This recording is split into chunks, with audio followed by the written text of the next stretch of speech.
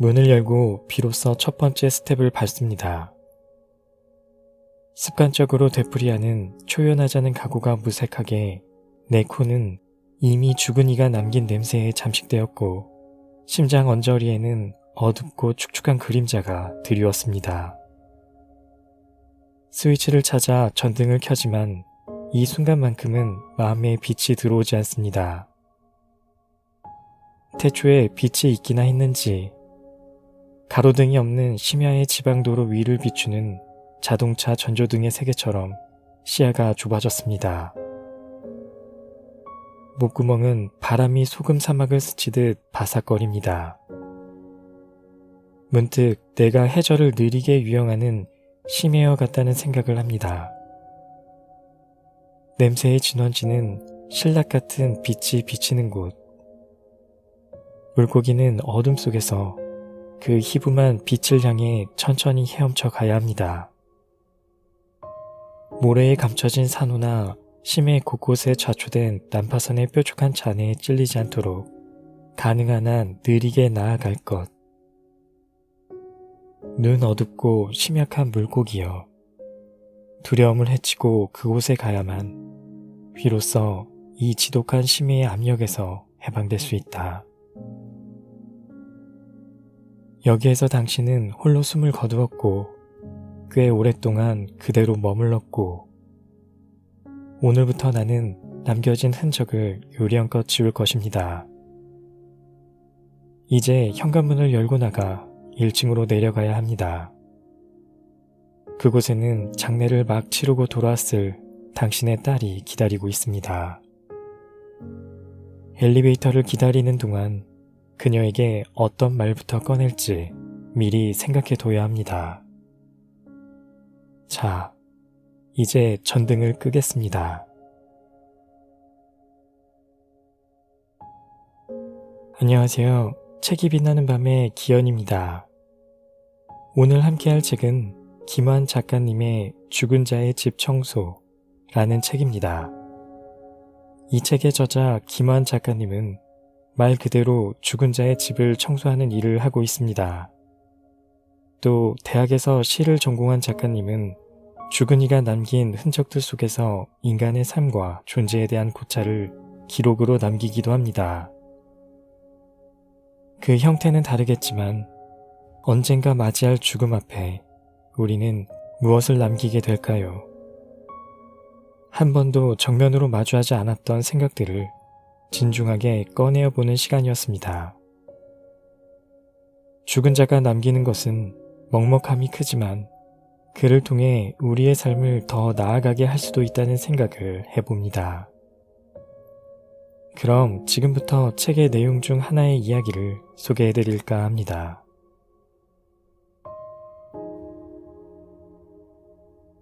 분리수거. 정말 이 안에서 사람이 죽은 채 석 달이 흘렀을까? 죽은 이가 만들어 놓은 완벽한 밀실.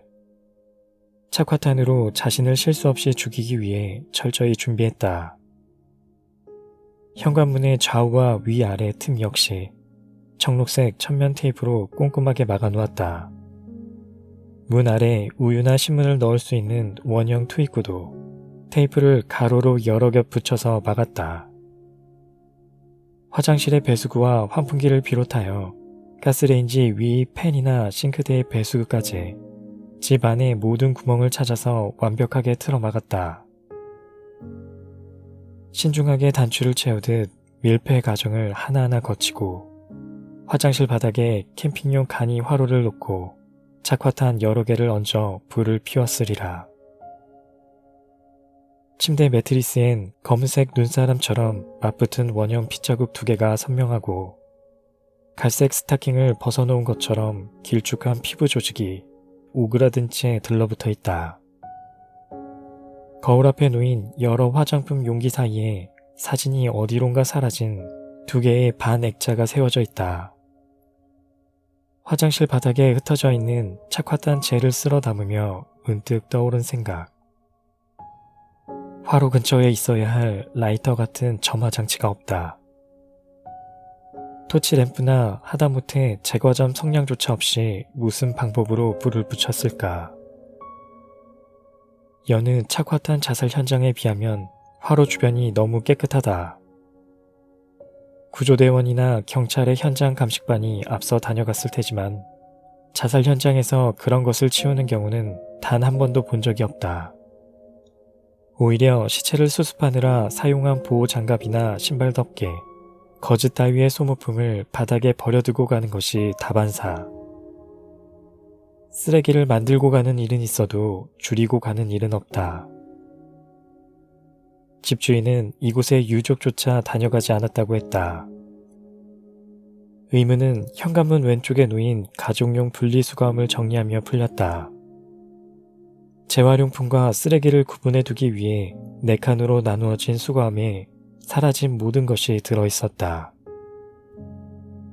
불을 피우는 데 쓴 금속 토치램프와 부탄가스 캔은 철 종류를 모으는 칸에, 화로의 포장지와 택배 상자는 납작하게 접힌 채 종이칸에, 또 부탄가스 캔의 빨간 노즐막에는 플라스틱 칸에 착실하게 담겨 있었다. 자살 직전에 분리수거라니, 이게 정말 가능한 일인가?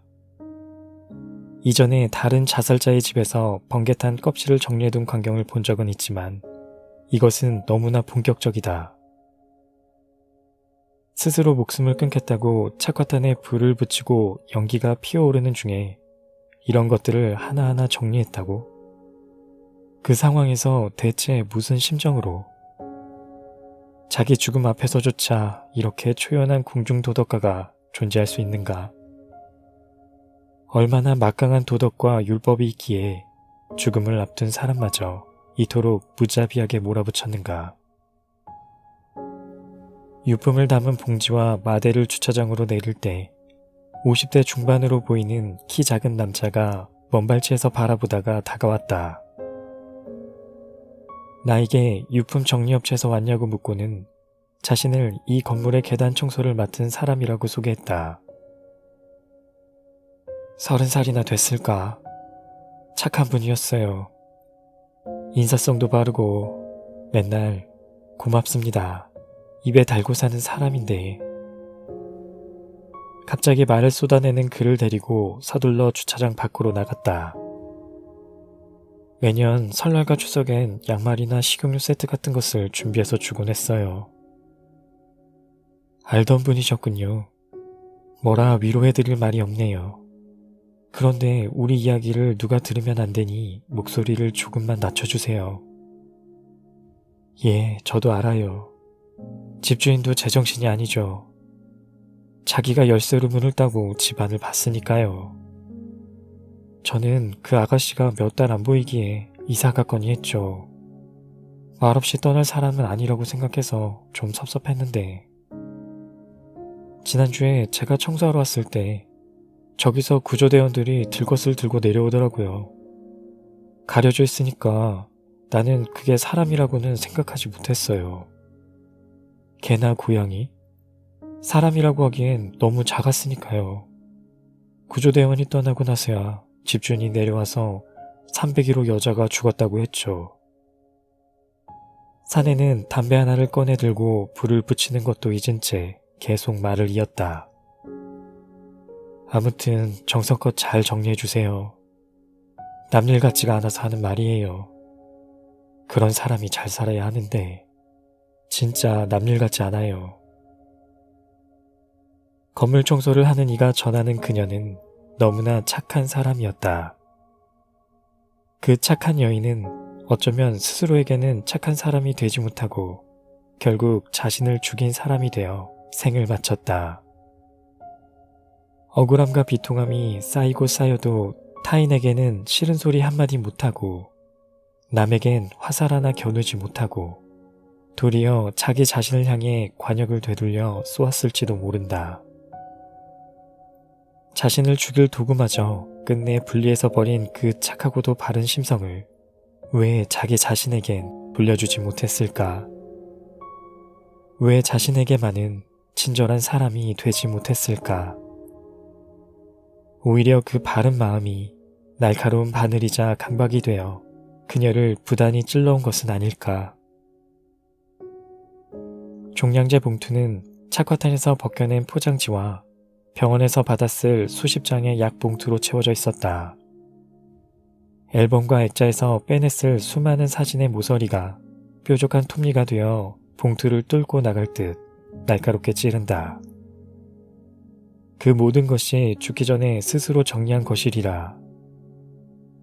그녀의 못다한 이야기, 한숨과 절망 가득한 사연이 작은 봉투에 고스란히 담긴 것만 같다.